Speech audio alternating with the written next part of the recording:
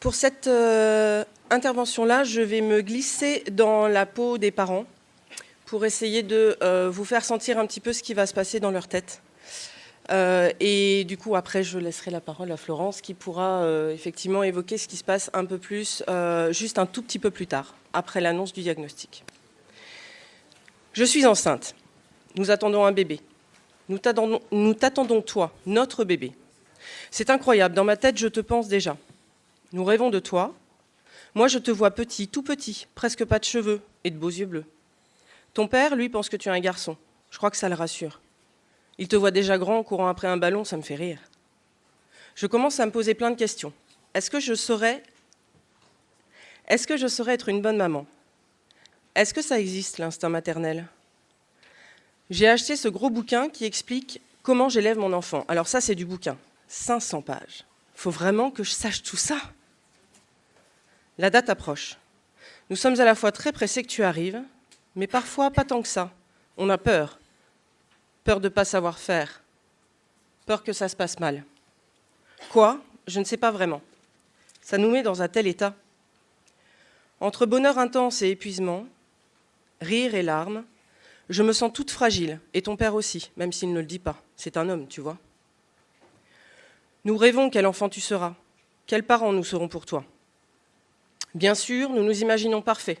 Du bio, de l'éco-recyclable, des jouets en bois, une mer de patience, un ciel d'amour et une montagne de découvertes et d'expériences. Quel idéal. Enfin, nous partons à la maternité. Quelle angoisse. Mais je suis si pressée maintenant de te voir. Tout s'est bien passé. Enfin, je crois. C'est un beau bébé, nous a-t-on dit. Félicitations. Et puis, c'est le défilé. Tous tes grands-parents, tes oncles, tes tantes, nos amis, on n'en peut plus. Nous n'arrêtons pas de t'admirer, de regarder ton nez, ta bouche, tes oreilles si petites, tes doigts. Il y en a bien 5 à chaque extrémité. Je me dis que tout va bien, donc. Tiens, la revoilà, cette dame. Une aide-soignante, je crois, ou une infirmière. Elle m'explique qu'on va vérifier tes oreilles, voir si elles entendent bien. Tu dors. Elle te met des petites oreillettes reliées à un boîtier d'auto-émission, je crois. Elle manipule longuement cet appareil. Ça n'a pas l'air de bien fonctionner. Sur son visage, je vois passer une inquiétude. Elle me dit que ça n'a pas marché, qu'elle reviendra demain avec le boîtier. Mais qu'est-ce qui n'a pas marché exactement? Tes oreilles ou sa machine? La nuit, je repense à ce qui s'est passé. Je ne dors pas. Je suis si épuisée et en même temps, je ne peux pas me lasser de te regarder, mon bébé. Est-ce que c'est possible que tes oreilles ne marchent pas bien? Quand on est si petit, c'est pas possible d'être sourd comme un papy. C'est sûrement le boîtier. Mais elle revient le lendemain, la même dame, la même machine, la même inquiétude sur son visage, mais plus marquée encore que la veille. Je n'ai pas eu de réponse sur ces 2 oreilles, il faut que vous alliez voir un médecin ORL à l'hôpital. Mais pourquoi faire? Pour voir si ces oreilles fonctionnent. Je suis troublée, inquiète. Ton père ne cesse de tenter de me rassurer, c'est juste un examen de routine pour être sûr que tout va bien, mais moi je ne sais pas, je ne sais plus. Je sais qu'en rentrant à la maison, j'ai beaucoup pleuré. Le baby blues, il paraît. C'est bien connu comme blues quand même. Je m'inquiète, beaucoup. Je regarde tes oreilles tout le temps. Je regarde si tu réagis lorsque je fais du bruit. Mais tu es si petit et tu dors si souvent. Il faut attendre. 15 jours. Je m'essaye à la patience. Et puis, nous découvrons ce que ça veut dire être parent. Pas si pratique ces couches lavables quand même. Et puis, tu te réveilles toutes les 2 heures pour manger, les nuits sont vraiment très très courtes. L'allaitement, ça avait l'air génial, mais alors arriver là, c'est pas si simple. Et puis, ça fait mal. Nos amis sourient quand on leur raconte nos déconvenues. Bienvenue dans la réalité, effectivement.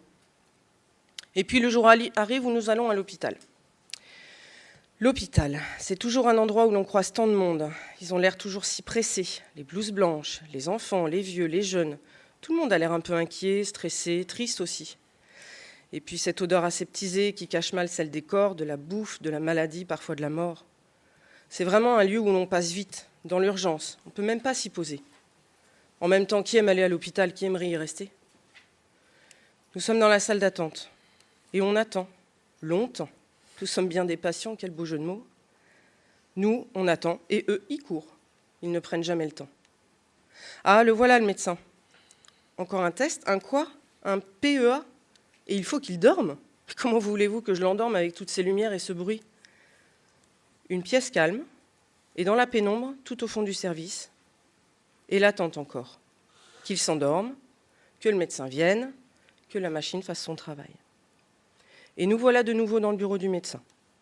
Il sourit moins que tout à l'heure, non? Il est tendu et il dit des mots que je comprends, d'autres que je ne comprends pas. Déficience auditive, surdité, pourcentage sur chaque oreille, évolution possible. Mais notre enfant, il entend. Dans ma tête à moi, tu entends, tu as toujours entendu. Tu es né entendant. C'est toi le médecin, avec tes mots qui le rendent sourd. C'est toi qui le fais devenir sourd. Tu dois te tromper. Bien sûr, tu te trompes. Vous vous trompez, vous aussi, les médecins, ça vous arrive. Je ne peux pas entendre ce que tu dis. Mon bébé est sourd, ça n'existe pas. C'est mon bébé, c'est tout. Je le regarde, mon bébé, je te regarde. Tu es si beau là, à dormir paisiblement. Tes poings fermés, alors que ces gens viennent dire des atrocités, des mots qui n'ont pas de sens, qui sont comme des gifles, froides, dures, violentes, qui font mal, qui blessent très fort. Je ne peux pas le croire, je ne peux pas le voir. Voir quoi? Ce problème, cette surdité, ah non, tiens, c'est vrai ça, je ne peux pas l'avoir. Et lui, ce médecin, je ne peux pas le voir, je ne peux plus le voir. Ton père est tendu, je le sens mal, en colère, très en colère, comme moi. Ce médecin, on le hait pour ce qu'il dit de notre bébé. Bon, et maintenant on rentre à la maison et c'est tout? Dans la voiture, je pleure. Ton père serre les dents, on ne dit rien. Je te regarde, mon bébé, et tu me regardes avec tes yeux. Tes yeux, oui. C'est vrai que tes yeux m'observent, attentivement. C'est parce que tu n'entends pas que tu me regardes ainsi? Et moi, tu vois que je suis triste, et je sens que ça te rend triste aussi. Je ne sais pas, moi, si c'est normal ou pas. À la maison, nos sens sont en alerte. À chaque bruit que l'on fait, on observe tes réactions. Quand je suis dans la cuisine, je ne cesse de me retourner pour voir si tu as entendu, si tu as perçu le bruit que j'ai fait. La cuillère contre le bol, le verre claqué sur la table. Quand tu dormais tout à l'heure, ton père a même sorti l'aspirateur, mais tu n'as pas bougé. Tu ne t'es pas réveillé. Et si le docteur disait vrai? On en parle avec tes grands-parents, tes tantes, tes oncles, nos amis, la voisine. Et les réactions sont tellement différentes. Parfois angoissantes, elles ne nous rassurent pas du tout. Parfois banalisantes, on se demande même si on nous a entendus. Entend-on notre angoisse, nos inquiétudes, nos questionnements? Moi, je n'arrête pas de penser à l'école. Comment tu vas faire à l'école? Est-ce qu'il faudra te mettre dans une école spécialisée? Et ton père, lui, il se demande si tu pourras apprendre à conduire, si tu pourras un jour travailler. Mais comment va-t-on faire? Et pourquoi ça nous arrive à nous, tout ça? Qu'est-ce qu'on a fait pour que tu aies ça? Ou plutôt que tu n'aies pas des oreilles comme nous? On repense à chacune des semaines où j'étais enceinte de toi, aux périodes de stress au travail, aux moments difficiles avec notre famille. Tu étais dans mon ventre, c'est moi qui t'ai porté pendant 9 mois. Alors peut-être que ça vient de moi. Ton père, lui, il repense à son grand-oncle qui n'entendait pas bien. Ça pourrait avoir un lien? On va regarder sur Internet, on y parle de tant de choses. Ça tourne dans nos têtes. Orthophonie, implant, handicap, appareil auditif, langue des signes, école spécialisée, ORL. On ne pense plus qu'à ça. On les regarde, tes oreilles, souvent. Et on se demande bien pourquoi elles ne fonctionnent pas. Alors ça sert à quoi tout ça? Et pendant que je regarde tes oreilles, j'ai l'impression que j'arrive plus à penser à toi. C'est comme si elles prenaient toute la place devant mes yeux. Où es-tu, mon bébé? Nous n'allons pas bien. Dans nos têtes, tes oreilles ont pris toute la place. Et moi, j'ai du mal à te voir. Je me rends compte que je ne chante plus. J'avais pourtant tellement de comptines dans la tête que je chantais à tue-tête. Et ta chanson préférée pour t'endormir? Pourquoi préférée? Par rapport à quoi, puisque tu n'entends pas? Je ne chante plus, ça ne sert plus à rien. Je ne te parle plus beaucoup non plus d'ailleurs. Le docteur a dit qu'on devait continuer à te parler, mais bon. Quand je te regarde, tu me regardes aussi. Dans nos yeux, nous arrivons à nous dire des choses. Moi, je te dis combien ça me fait mal pour toi. Combien je suis triste de tout ça. Et toi, c'est comme si tu lisais tout ça dans mes yeux. Comme si tu percevais ma tristesse et ma colère. Et comme si tu comprenais que tout ça avait un lien avec toi. On doit retourner à l'hôpital. Les visages me semblent inquiets en salle d'attente. Des visages pluriels et pourtant tous singuliers. Eux aussi, ils n'entendent pas bien. Il y a un petit garçon, il est différent. Ses mains bougent, il porte des appareils bleus. On ne voit que ça. Faudra que tu aies les mêmes? J'en veux pas, moi. Ton problème aux oreilles, on ne le voit pas, alors si on te met des appareils, on verra que ça. Je les cacherai sous un bonnet ou avec tes cheveux, mais je veux pas de ce bleu qui me fait mal aux yeux, mal au cœur. Les gens dans la rue, ils verront que ça aussi. Je veux pas qu'on te voie différent. Tu n'es pas différent. Enfin, si, mais pas comme ça. Pas comme un handicapé. Ton père parle de ta maladie, ta pathologie. C'est plus facile que de parler de handicap. Une maladie, ça se soigne, non? Il y a bien une solution. Il dit, on envoie bien des gens sur Mars. On doit bien savoir soigner des oreilles quand même. Aujourd'hui, on revoit ce médecin qui nous redit encore la même chose, les mêmes mots. Il confirme. Il confirme quoi? Le diagnostic. Et puis il nous dit que nous devrions rencontrer la psychologue du service. Une psychologue? Mais pourquoi faire? On ne comprend pas. C'est notre bébé qui a un problème, avec ses oreilles, pas nous. Ça veut dire quoi? Qu'on ne réagit pas bien? Que c'est pas normal d'avoir si mal? D'avoir tant de mal à comprendre tout ça? Peut-être que le médecin pense qu'on n'est pas normal, nous non plus. Pas question de la voir. Elle va nous analyser, nous juger, nous évaluer. Et puis elle va peut-être dire qu'on n'est pas des bons parents. Un psy, ça travaille bien avec l'assistante sociale, non? Mais nous sommes des bons parents? Serons-nous des bons parents pour toi? On n'y connaît rien, nous, à cette fichue surdité. Ça veut dire quoi? Que ça sera très long, qu'il faut de l'orthophonie pendant longtemps? Bon, d'accord, on va aller la voir, cette psychologue, mais seulement pour toi. Moi, j'ai rien à lui dire. Elle nous emmène dans un bureau coloré et calme, à l'abri au fond du couloir. Tiens, elle n'a pas de blouse, au fait. Et pas de bureau non plus, posé entre nous comme une armure. On se met autour de la table basse, par terre, et elle installe un matelas confortable, avec un tapis d'éveil. Et en attendant que tu te réveilles, nous commençons à parler de toi. Et de nous aussi un peu. Un café? Oui, on veut bien. Ça a duré longtemps, cette rencontre. Mais le temps nous a semblé très court. On a beaucoup parlé de toi. On t'a regardé, on t'a observé quand tu t'es réveillé. Elle a dit que tu avais mes yeux, les mêmes cheveux que ton père. Et tes oreilles alors? On a raconté ta petite tranche de vie, le coup de tonnerre dans notre famille. J'ai cru qu'elle allait nous parler que de la surdité, peut-être nous expliquer, mais non. On a parlé ensemble de toi. Et on a parlé avec toi. Elle nous a dit aussi qu'il fallait continuer à te parler, à chanter. Et puis elle a proposé de nous aider, si on avait besoin de faire le lien, faire un travail de lien avec un service au sigle un peu bizarre, un CESAD, je crois, avec plein de professionnels pour te prendre en charge. Il va falloir monter un dossier MDPH. Le H, ça veut dire handicap. Ça nous a fait mal. Bien sûr qu'on a compris que la surdité, c'est un handicap, mais nous ne savions même pas qu'il existait un service administratif juste pour ça. Ça a l'air d'être bien compliqué à remplir ce dossier, et long aussi. Je lui ai demandé pourquoi le médecin insistait tant pour que l'on aille chez l'orthophoniste avec toi. Une orthophoniste, c'est bien pour apprendre à parler, non? Alors à quoi ça sert puisque tu n'es qu'un bébé? Un tout petit bébé, tu ne peux pas encore parler. Et puis combien de temps il faudra que tu ailles chez l'orthophoniste? Combien d'années? 2 fois par semaine quand même? Mais pourquoi faire? Et puis si on choisit les appareils, il n'y aura plus besoin de tout ça puisque tu entendras. Ah, non, ça ne marche pas comme ça. On rentre à la maison, à la fois rassuré par tout ce qui nous est proposé pour toi, pour que tu grandisses bien, et en même temps effrayé par tous ces rendez-vous à prévoir, toutes ces prises en charge, tous ces professionnels. Je travaille, ton père aussi, comment est-ce qu'on va faire pour s'organiser? C'est pas possible. Et puis quelle vie tu auras, toi, si tu passes ton temps à ne voir que des gens pour s'occuper de tes oreilles? Un nouveau rendez-vous avec la psychologue accolé à celui du médecin, pour ne pas trop bousculer notre emploi du temps, a-t-elle dit. Oui, tout ça perturbe nos habitudes. On habite loin de l'hôpital, une journée à prendre, le trajet, le stress, l'attente encore. Et de nouveau, on se revoit. On n'est plus détendu, on sait où on va cette fois-ci. Elle a toujours pas de blouse, et on sait qu'elle fera pas que regarder tes oreilles, même si on est à l'hôpital. Maintenant, on peut parler. Essayer de parler vraiment, de notre enfant, de nos angoisses, de nos rêves perdus, de nos espoirs, de nos souhaits. Parfois, je me demande si ce qu'on évoque, c'est pas trop intime. Pourquoi est-ce qu'on parle de tant d'autres choses que de la surdité? Nos souhaits. On en a beaucoup parlé ensemble, ton père et moi. Nous voulons que toi aussi, tu puisses justement parler et entendre, comme nous, pour être aussi. Pour communiquer, nous choisissons l'orthophoniste et les appareils. Mais ce que je remarque, c'est que la psychologue, quand elle te parle, elle bouge ses mains, tout le temps. Fais pas vraiment des gestes comme les sourds, là, enfin, je crois. Ça me met mal à l'aise. Je sais qu'elle nous a déjà parlé de la langue des signes, mais nous, on n'en veut pas. On veut que tu parles, que tu sois normal, comme tout le monde. On ne veut pas que tu t'enfermes avec ce langage des gestes que personne n'utilise. Il n'y a que les sourds qui ont ça.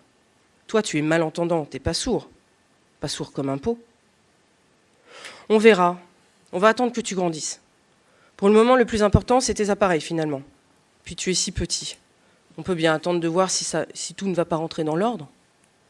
Quoi qu'il en soit, la psychologue nous l'a dit plusieurs fois, sa porte reste toujours ouverte. Une petite conclusion. Le temps. C'est le maître mot de la situation finalement. Le temps de devenir parent, le temps de la prise de conscience, le temps de l'hôpital, le temps des prises en charge. L'hôpital et le temps. Quel temps peut-on vraiment y prendre ? Dans l'urgence des prises en charge, il n'y a pas de perte de temps qui compte. De la maternité à la consultation ORL, il n'y a qu'un pas. Une quinzaine de jours à vivre dans l'angoisse ou pas. Parfois à n'avoir pas compris pourquoi. Pas compris, pas reçu ou pas entendu.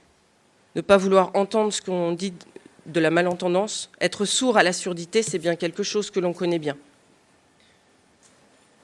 Et puis, le temps de traitement du dossier MDPH, c'est toute une histoire pour un relais. Un relais, c'est transmettre de la main à la main, le bâton, la situation, afin qu'un autre puisse l'aider à avancer un peu plus loin sur le chemin.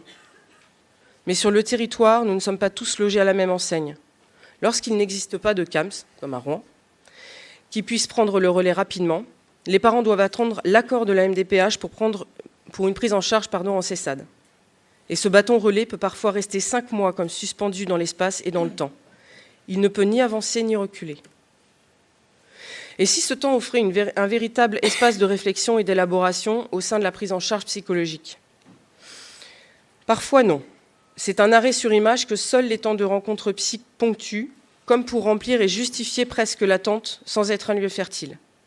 Mais parfois c'est justement le cas. La possibilité de permettre à la psyché des parents et de l'enfant de se déployer, permettre à ses parents et à cet enfant de s'accorder, de tendre vers une harmonie qui est nécessaire au cheminement de chacun et de trouver éventuellement un peu d'apaisement.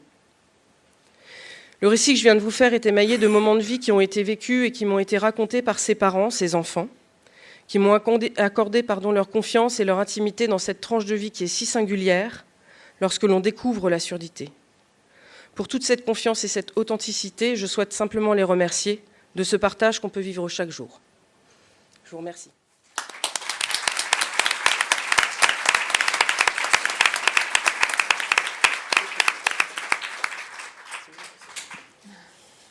Merci pour cette intervention émouvante. Florence Richard. Voilà. Un parent. Le médecin nous a proposé de nous rendre au CANSP et nous voilà. Notre fille est sourde profonde et nous devons rencontrer des orthophonistes et plein d'autres spécialistes. On nous a dit que l'équipe du CHU et du CANSP sont en lien régulier et que les professionnels nous donnent des rendez-vous assez rapidement pour ne pas perdre de temps. Mais qu'est-ce que cela veut dire ne pas perdre de temps ? Si ça se trouve, elle ne parlera pas si on ne s'occupe pas d'elle assez vite. On s'est renseigné et le CANSP est un centre d'action médico-sociale précoce spécialisé en surdité qui accueille des enfants de 0 à 6 ans. Il fait partie du centre Beethoven. Quand on arrive, on voit des bâtiments assez grands, au fond d'une cour, sous des tilleuls anciens. C'est assez calme et assez sécurisant. Des enfants plus grands gambadent, des adultes leur parlent ou signent avec eux.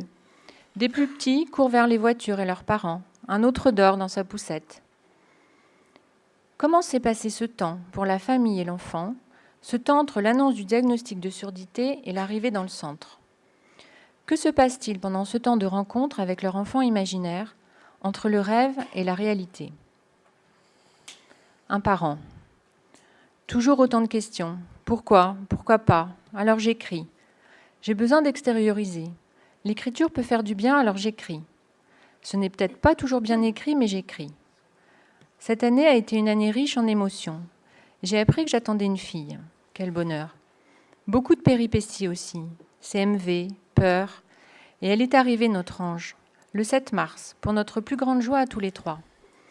Avec le CMV, nous avions un risque, et nous l'avons pris. Que ma fille entende ou pas. Au mois de juin, la nouvelle est tombée. Le choc. Le 9 juin, la claque. On a espéré un miracle. On ne voulait pas que tu sois touchée. À partir de ce moment-là, on s'est battu. Enfin, on a surtout suivi les indications des différents professionnels. Ils nous ont aidés. La confrontation avec le handicap, les regards peinés et pleins de compassion ont déjà bouleversé les parents et de nombreuses interrogations ont eu lieu indépendamment des professionnels.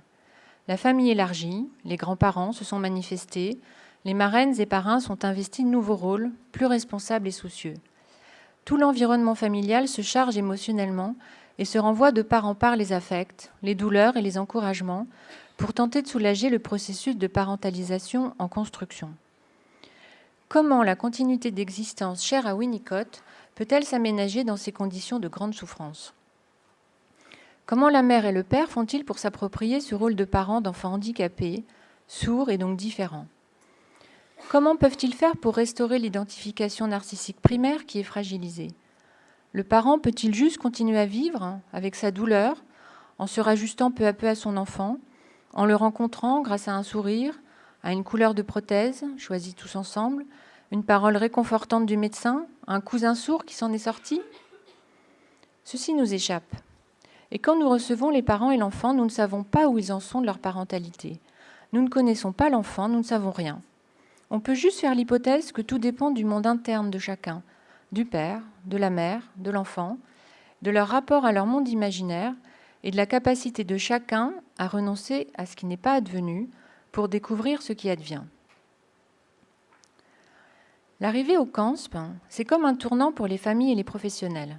Un tournant qui se prend tous ensemble et nous sommes tenus de bien l'appréhender. Les parents et l'enfant sont donc reçus une première fois par le médecin ORL, directeur de l'établissement, qui parfois refait une audiométrie, établit une anamnèse et présente le CANSP et les premiers bilans d'observation. Psychologue et orthophoniste, psychomotricienne et éducatrice, proposés aux familles et à l'enfant. Rosella Sandry. Une des fascinations de l'observation du bébé vient du désir que nous possédons tous d'assister au mystère, non pas de la création ou de la naissance, mais plutôt de la transformation et du développement. L'observation nous confronte à ce mystère. Comment passer du visible au non-visible ? Comment passer du visible observable du comportement, du geste, du son, au non-visible de la pensée, du fantasme, du monde psychique interne qui se constitue et se construit chez un bébé ?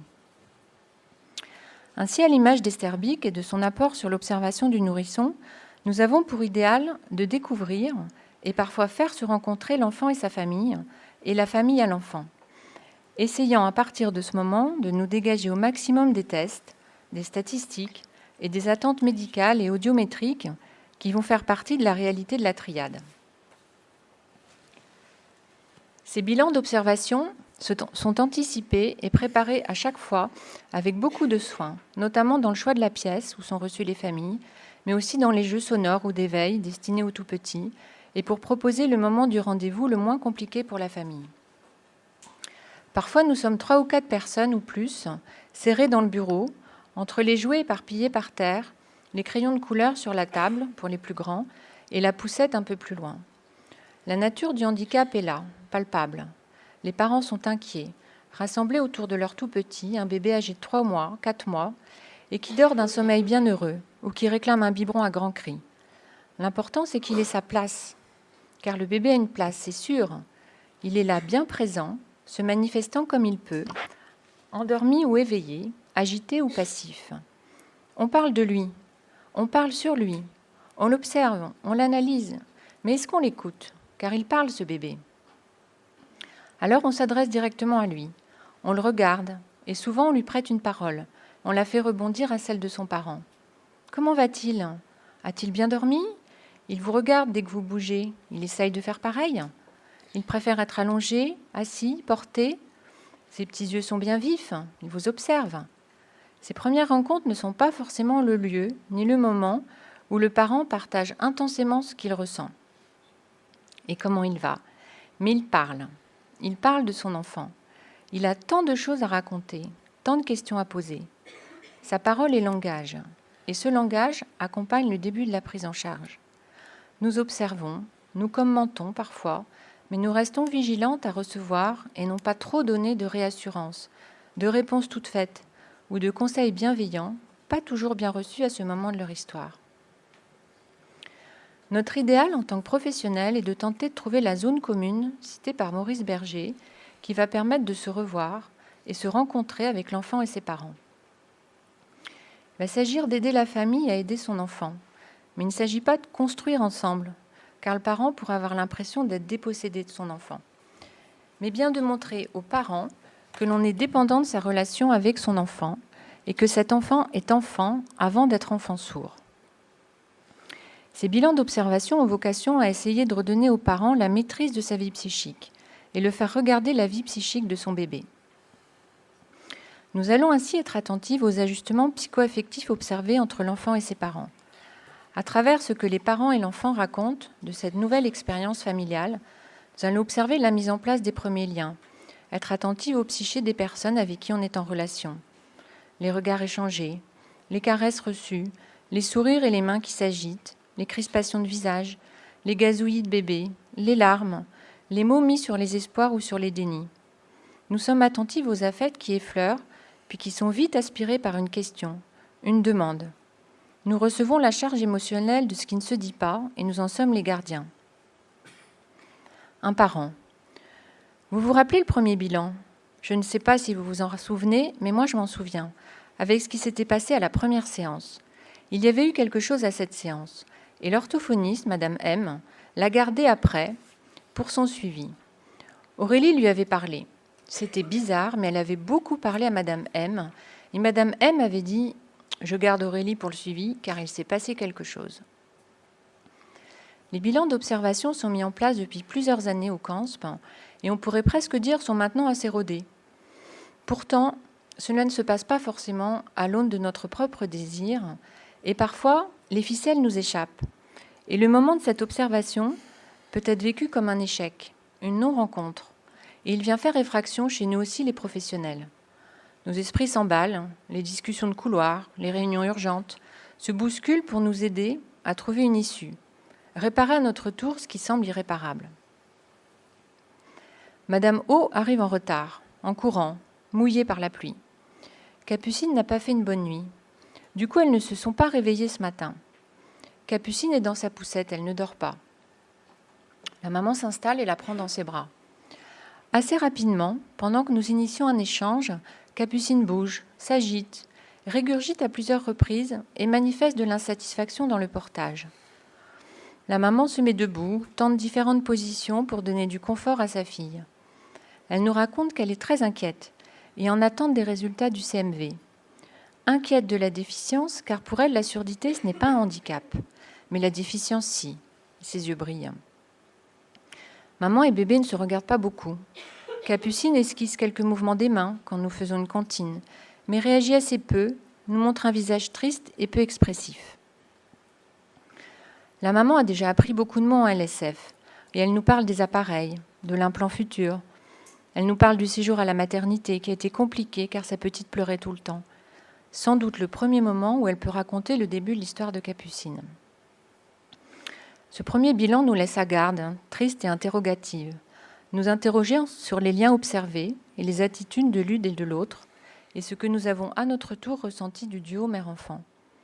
Que manifeste Capucine en régurgitant de cette manière ? Que nous montre cette maman en arrivant en courant ? Que se passe-t-il dans ce portage mère-enfant, cette handling qui semble exister seulement maîtrisée par l'enfant ? Mais l'essentiel pour nous est là, être attentive à la zone commune partagée pendant ce temps en suspens entre la famille et les professionnels. Reconnaître et recevoir la souffrance manifestée ici, analyser les mouvements psychiques observés, tels que la dépression probable ici, et les métaboliser dans le temps et à travers les soins proposés avec tous les personnels du CANSP. Ici va se poser la question de la temporalité. On parle de combien de temps pour avancer dans le diagnostic, dans l'annonce du diagnostic ? De semaines ? De mois ? D'années ? On parle du temps où l'enfant et son parent arrivent dans la surdité, engagés dans tous ces rendez-vous médicaux, subis, qui font peur et qui altèrent la capacité si fragile d'être parent. Ou du temps où les parents, comme le dit Eduardo, reprennent leur narcissisme infantile et le déposent chez leur enfant. C'est le temps où le parent apporte un gâteau pour l'anniversaire de son enfant et participe à une petite chanson avec signe de LSF et sourire associé et se réapproprie son enfant. Parfois, la petite musique ne prend pas, ou plutôt elle est plus longue à s'écrire. Les personnes sont vindicatives. Les enfants ne viennent pas en séance, ne portent pas les appareils. Il y a les perdus de vue et ceux dont on a perdu les dossiers. Il y a ceux qui viennent tout le temps, même avec la grippe ou la gastro. Ceux qui se plaignent car les vacances sont trop longues.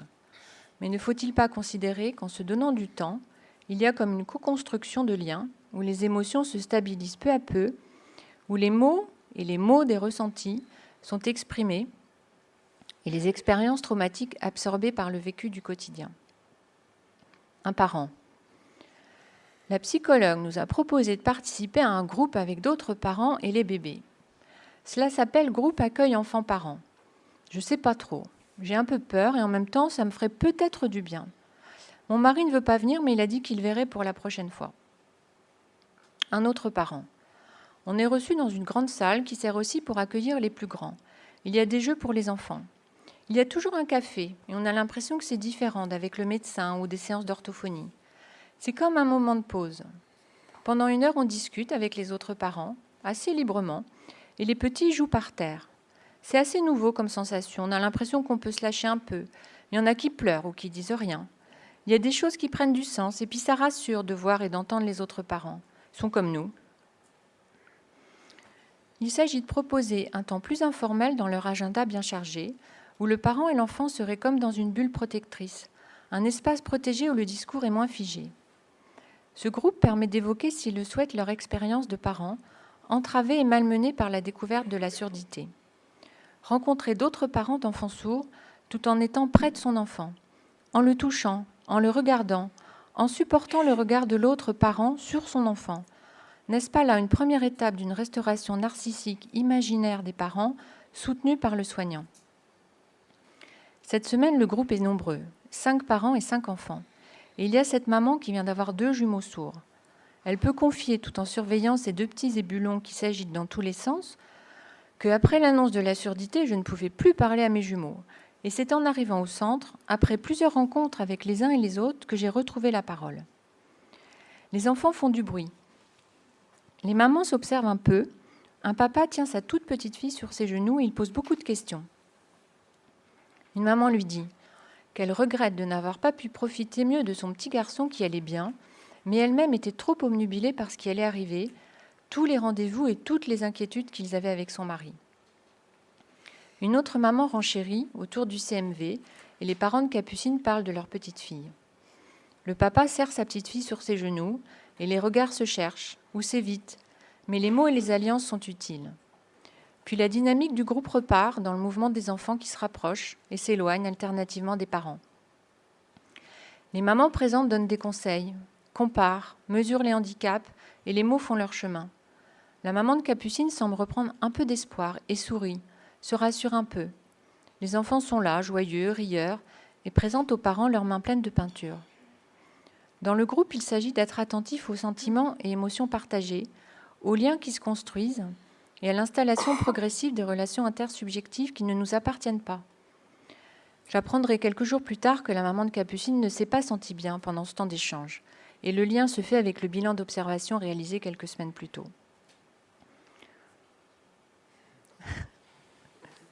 Le groupe accueil enfants et parents permet d'exprimer la lourdeur du rôle parental, tout en portant un regard objectif mais soutenu par les autres parents sur leur enfant. Ce groupe est là pour aider les parents à rompre l'isolement. Il est un lieu de détente pour les uns, un support identitaire pour d'autres. Et les échanges de pratiques et de savoirs sont aussi un moyen de présentation de soi qui se fait librement. Les personnes apprennent à se connaître, les enfants s'observent, se reconnaissent aussi, se disputent, se prêtent les jouets ou les appareils. Puis avec les semaines qui s'écoulent lentement, les mamans s'embrassent, s'appellent par le prénom, portent l'enfant d'un autre, se détendent et racontent les derniers rendez-vous, puis soutiennent un autre couple qui arrive. Cette dynamique de groupe est particulière et unique, car les autres parents présents s'intéressent vraiment aux autres enfants et portent un regard à la fois bienveillant et interrogateur sur ce handicap qui les concerne tous. Et le témoignage d'une maman nous fait ressentir l'importance du lien à travers le groupe. Le suivi derrière, après les rendez-vous avec l'audioprothésiste, on s'est vite effrayé. On imaginait plein de choses, mais pas ce qu'on vit là, car on s'est aperçu que tout le monde était humain. Et vous êtes là. Dès le début, on a été très rassurés, on a été accompagnés. On avait peur de se trouver tout seul, une grosse crainte. Et puis maintenant, on fait des séances d'orthophonie, 2 fois par semaine, et on rencontre une musicothérapeute, plus le groupe tous les 15 jours. On a l'impression d'avoir trouvé notre rythme. Il y a un peu moins de rendez-vous et on peut faire un peu plus de choses avec notre bébé. Mais pas question de louper la séance d'orthophonie. Cela m'excite car on voit bien que notre petite fille fait des progrès. Peut-on imaginer que la rythmicité qui va s'installer peu à peu dans les prises en charge va autoriser la famille à trouver une cadence familiale qui leur ressemble, une sécurité interne un peu plus solide, étayée sur une orthophoniste rassurante, une psychomotricienne bienveillante et des groupes d'accueil dynamiques. Que ces semaines qui se déclinent saison après saison apportent réconfort, stabilité, et que les esprits agités qui se sont rencontrés sont en capacité de se parler et d'entrer dans la langue du partage. Didier Houzel précise que le développement de la pensée chez le bébé a pour objectif de chercher à pallier les discontinuités, les apports alimentaires, les flux de stimulation, en instaurant un fonctionnement psychique fondé sur la continuité. Cette transformation du discontinu en continu repose tout d'abord sur les compétences propres du bébé, ensuite sur l'importance de l'interaction entre le psychisme du bébé et celui de l'adulte.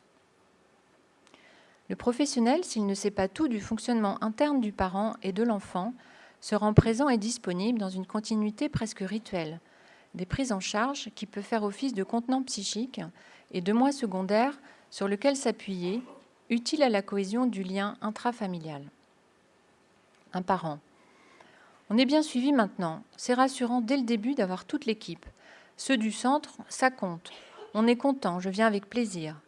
Avant, j'appréhendais, mais on a appris à se connaître. Vous êtes là quand on en a besoin.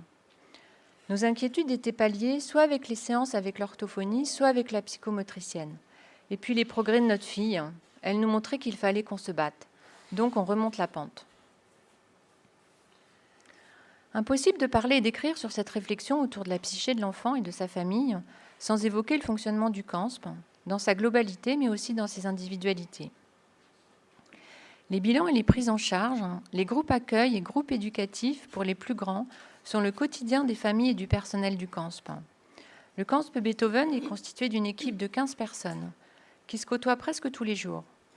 Elle voit le départ en retraite de certaines, les congés maternité, les arrêts maladie, et elle accueille les plus jeunes qui rafraîchissent les bases et les certitudes. Mais il arrive aussi qu'une séparation soit plus violente, comme le décès d'une collègue, Madame M, ce qui nous fait éprouver à notre tour des sentiments très forts, sentiments parfois partagés avec les familles, auparavant au contact du professionnel. Dans ce moment plus particulier de la vie au travail, la dynamique de groupe institutionnel, support de la dynamique familiale, ne fait plus office d'étayage et de support du moi parental et du moi de l'enfant. Car de notre côté à nous, les professionnels, il n'y a plus de parole, plus de langage, et la communication avec les familles se fait difficilement. Et puis à notre tour, nous évoluons avec le temps qui passe, nous nous reposons sur la cohésion groupale et nous nous appuyons sur nos ressources internes, toutes ces modalités conscientes et inconscientes qui sont nos étayages pour continuer à avancer. Au sein du centre Beethoven, c'est toujours une petite musique qui se joue, mais différemment à chaque fois. C'est comme une symphonie longue et douloureuse, mais aussi joyeuse, que les uns et les autres traversent au gré de leurs possibilités et de l'évolution de chacun des partenaires. Pour avancer tous ensemble, il s'agit peut-être de se pencher du mieux possible vers le tout petit enfant et son parent, et de l'aider à se relever au fil de son éveil et de ses possibilités à lui. Merci.